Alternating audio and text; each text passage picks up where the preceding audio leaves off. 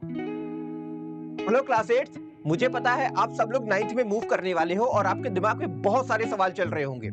अभी तक तो सिंपल था, मतलब क्वाइट सिंपल था। क्लास में जाना, पढ़ना, सेक्शंस बदलते थे, आप लोग टेस्ट देते थे, है ना, टीचर बदलते थे, बहुत सारे परिवर्तन आपको अपने क्लास एट्थ में देखने को मिलते थे। सिलेबस बड़ा छोटा था।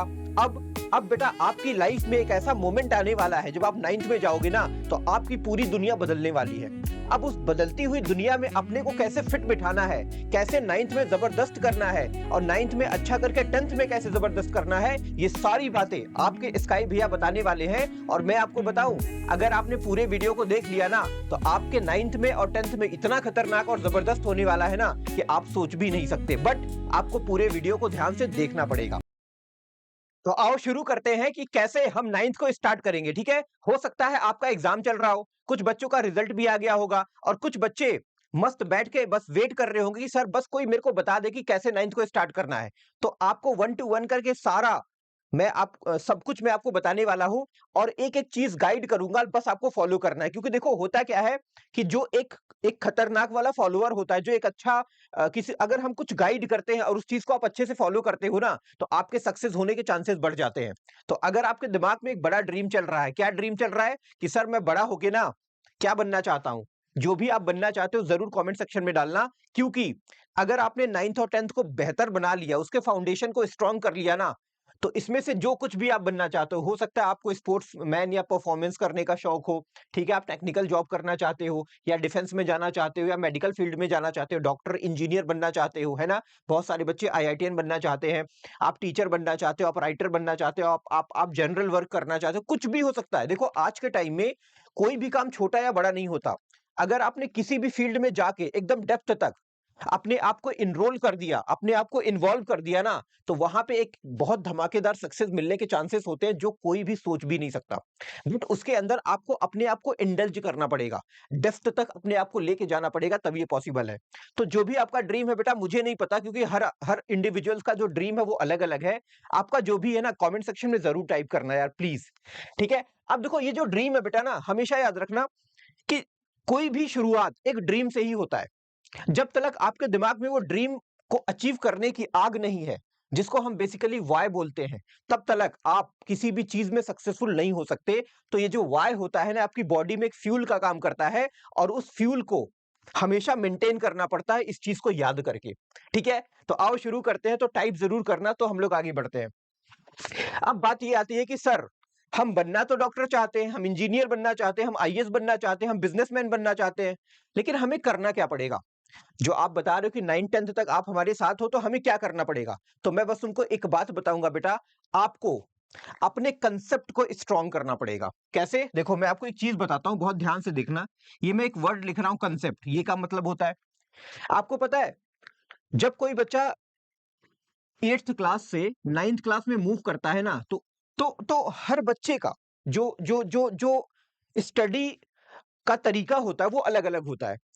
कुछ बच्चे इस मोड से पढ़ते हैं कि मेरे को तो बस सिंपल पढ़ाई करनी है और बस मेरे को ज्यादा कॉम्प्लेक्सिटी क्रिएट नहीं करना है, मेरे को बस सिंपल सिंपल करना है।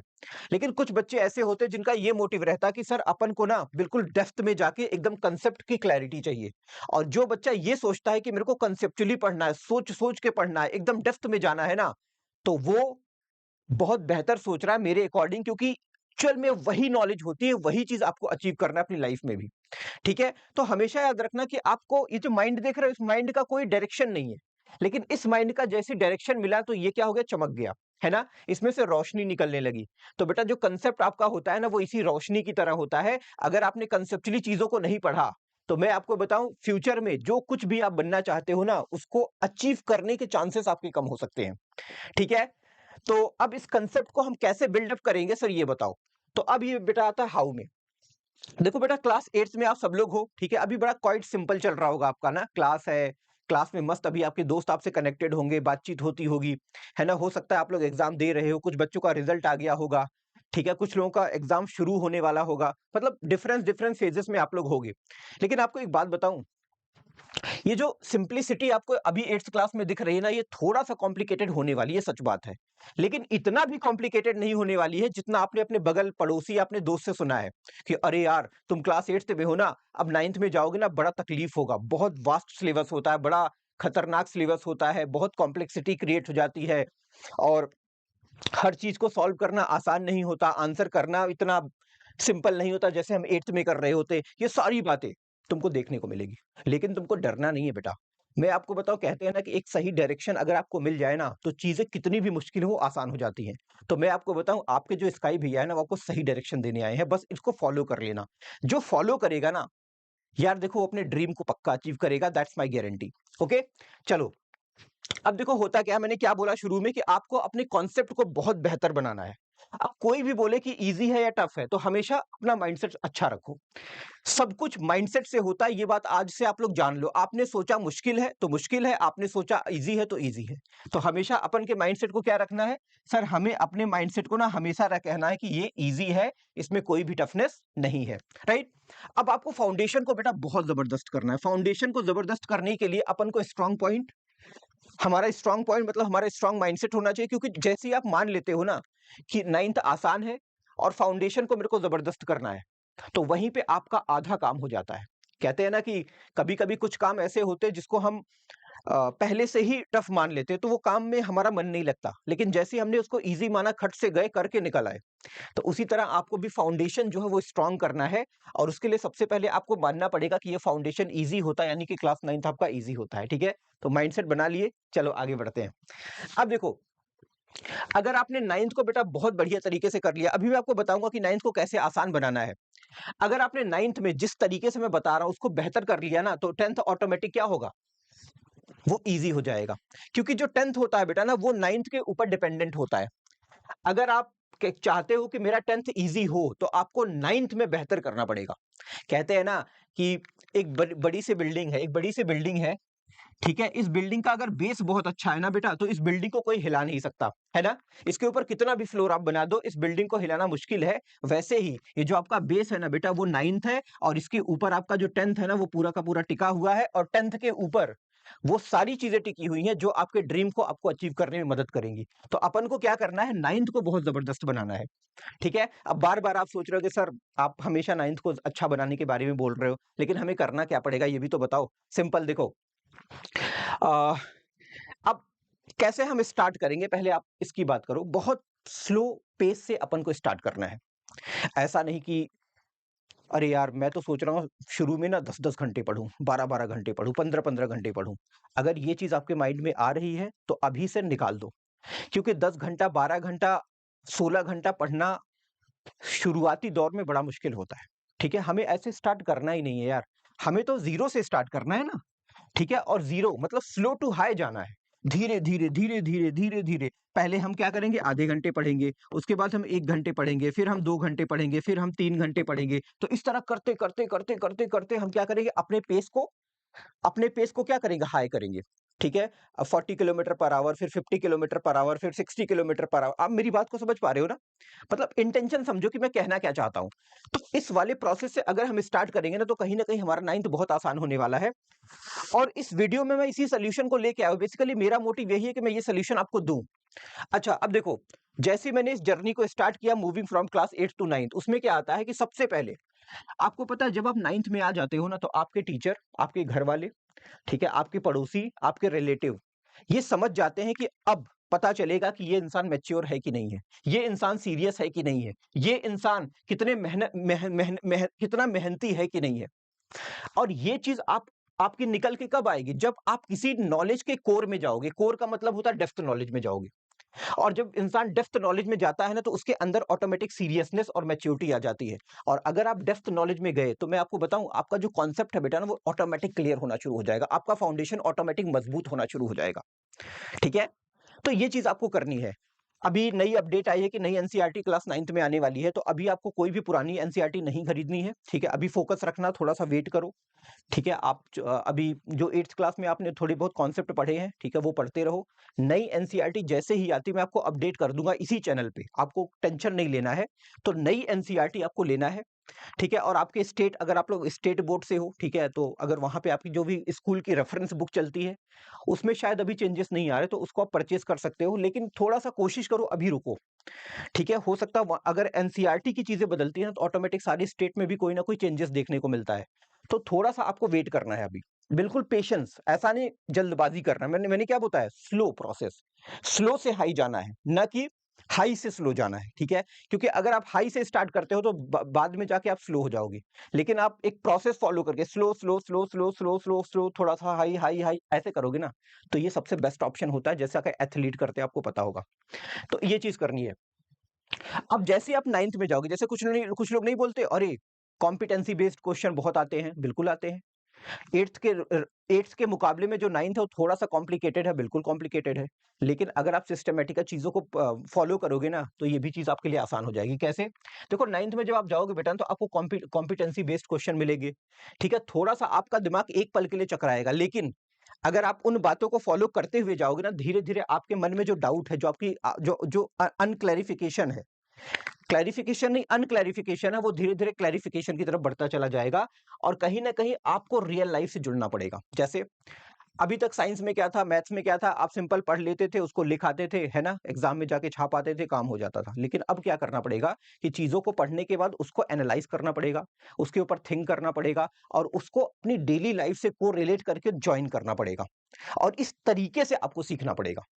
पहले सोचा, समझा, डेली लाइफ से रिलेट किया, उसके बाद इन चीज़ों को कंबाइंड करके मैंने सीखा। तो ये वाला प्रोसेस आपको 9th में अपनाना पड़ेगा, तब जाके आपका फाउंडेशन या कॉन्सेप्ट क्लैरिटी आएगी। नहीं तो अगर आप ये सोच रहे हो कि मैं तो जैसे क्लास 8th में मैथ्स का क्वेश्चन आता था, मेरे को फ़ॉर्मूला याद होता था, फ़ॉर्मूले के ऊपर मैं डेटा डालता था, मेरे को रिज़ल्ट मिल जाता था, ये नहीं चलेगा, अब नहीं चलेगा, ठीक है? अब नहीं चलेगा। अब आपको हमेशा डेप्थ में जाना है, ठीक है? You have to go on depth, चाहे वो मैथ्स आपका हो, ठीक है? चाहे वो आपका साइंस हो, ठीक है? और अभी एसएसटी का तो मैं अलग से बताऊँगा, ठीक है? एसएसटी आपको कैसे पढ़नी है, तो बेसिकली आपको इन सब्जेक्ट्स पे बहुत ज़्यादा फ़ोकस करना है, और आज की दुनिया में अगर आपको सर्वाइव करना है, कहते हैं ना कि अगर इंसान को खाना खाना है, अगर इंसान को अपनी ज़िंदगी बचानी है, तो उसको खाना खाना पड़ेगा। तो वैसे ही अगर आपको अपना करियर बचाना है ना, तो आपको एआई के ऊपर भी बहुत ज़बरदस्त तरीके से काम करना पड़ेगा, इसको सीखना पड़ेगा, इसके हर एक चीज़ को अपनाना पड़ेगा, तब जाके आप आज की दुनिया में बहुत ज़्यादा आगे निकल पाओगे, नहीं तो पीछे होने से आपको कोई नहीं रोक सकता। तो इसके ऊपर आपको बहुत ज़्यादा फ़ोकस करना है, टेंशन मत लो, आपके स्काई भी आपके साथ है, और एआई मैं आपको पढ़ाऊँगा, आपको बिल्कुल भी टेंशन नहीं लेना है, ठीक है? अच्छा, आगे बढ़ते हैं। देखो, मैं आपको बताऊँ बेटा, कुछ भी हो, चाहे वो कोई भी सब्जेक्ट हो, चाहे मैथ हो, चाहे साइंस हो, चाहे एआई हो, कोई भी सब्जेक्ट हो, आपको एक चीज़ बहुत ही बेसिक है जो कि अपने दिमाग में हमेशा रखनी है, वो है क्या? कंसिस्टेंसी। इस चीज को मेंटेन करना किसी ऑर्डिनरी पर्सन के बस की बात नहीं होती, याद रखना ये बात। कोई भी ऑर्डिनरी पर्सन दुनिया में 90% लोग ऐसे हैं जो कंसिस्टेंसी को मेंटेन नहीं कर पाते, चाहे वो कोई भी फील्ड हो, चाहे वो पढ़ाई की फील्ड हो, चाहे बिजनेस का फील्ड हो, ठीक है, कोई भी काम हो, मतलब चाहे बिजनेस हो, पढ़ाई हो, कुछ भी हो। लेकिन जो जो बंदा कंसिस्टेंसी को मेंटेन करता है ना, वो कहीं ना कहीं पहले तो 10% में आ जाता है, और 10% में भी अगर उसने हार्डवर्क कर दिया, तो इसका मतलब है कि 10 से निकल के वो 1% क्लब में आ जाता है, और 1% क्लब में जो लोग आते हैं ना, वो सबसे खतरनाक लोग होते हैं, सबसे सक्सेसफुल लोग होते हैं। तो आपको 1% वाली क्लब में आना है, उसके लिए सबसे पहले आपको 10% में आना पड़ेगा, ठीक है? 10% के बाद 1% में आना पड़ेगा, ठीक है? अगर आपको छत पे जाना है, तो पहले आपको बीच की सीढ़ियों पे अपने पैर रखने पड़ेंगे, तब जाके आप छत पे पहुंच पाओगे। तो सबसे पहले अपन को 10% में आना है, 10% के बाद 1% में आना है, ठीक है?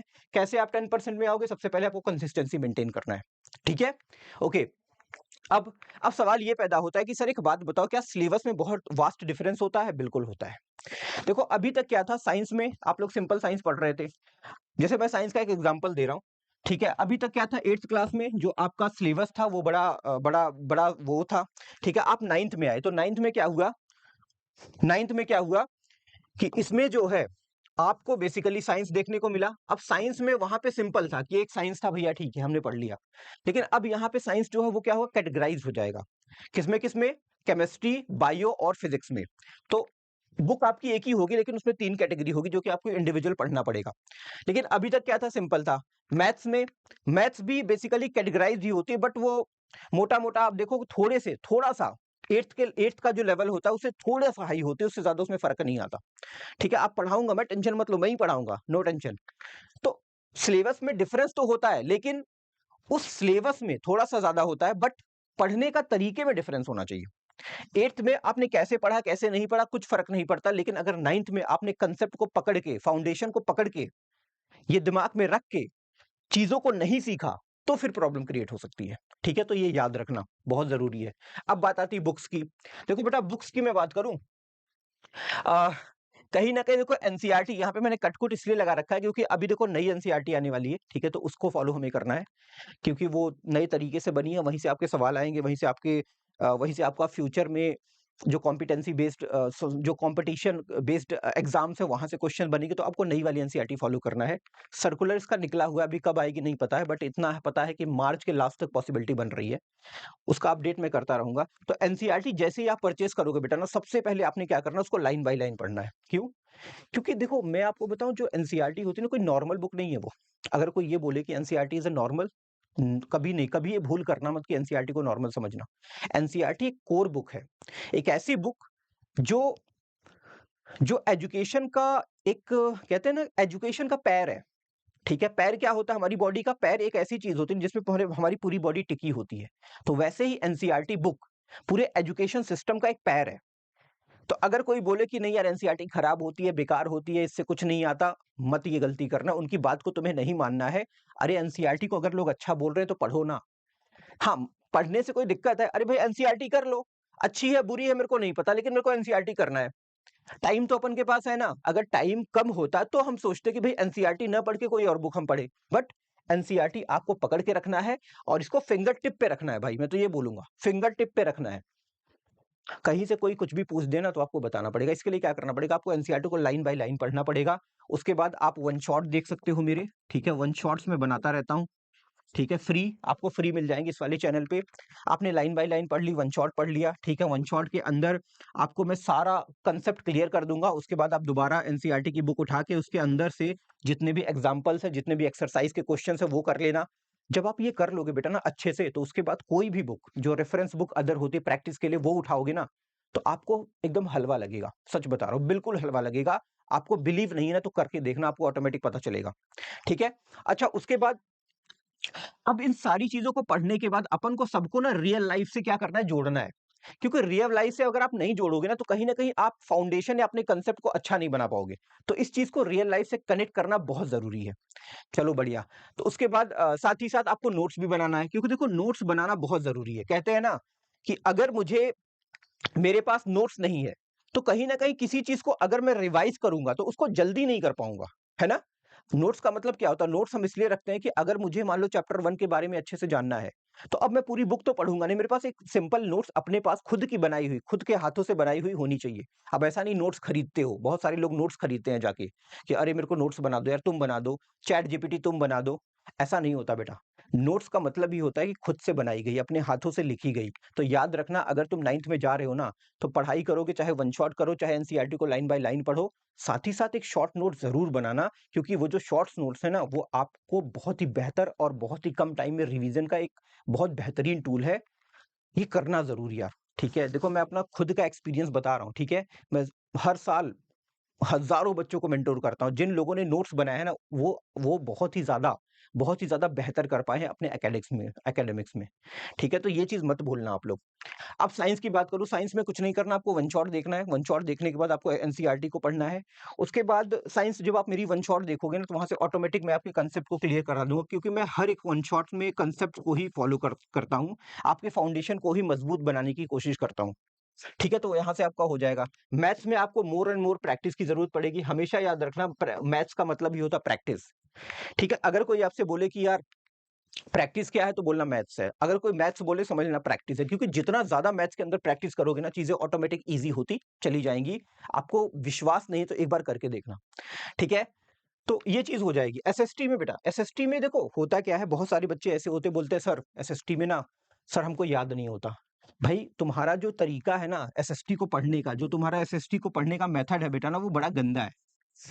क्योंकि कहते हैं ना कि किसी चीज, जैसे मान लो सपोज दैट मैंने क्या बोला, आपको यहां से यहां जाना है, ठीक है? तो अगर आप सही पाथ को फॉलो करोगे तो आप जा पाओगे। अगर गलत पाथ को फॉलो करोगे तो कहीं और पहुंच जाओगे। तो वैसे ही एसएसटी को अगर आपने सही मेथड से लर्न किया तो एसएसटी आपके दिमाग में एक, कहते हैं ना, एक चिप है जो जिसके अंदर सारा डेटा स्टोर होता है, वैसी जाके स्टोर हो जाएगी। वो तरीका भी था स्टोरी।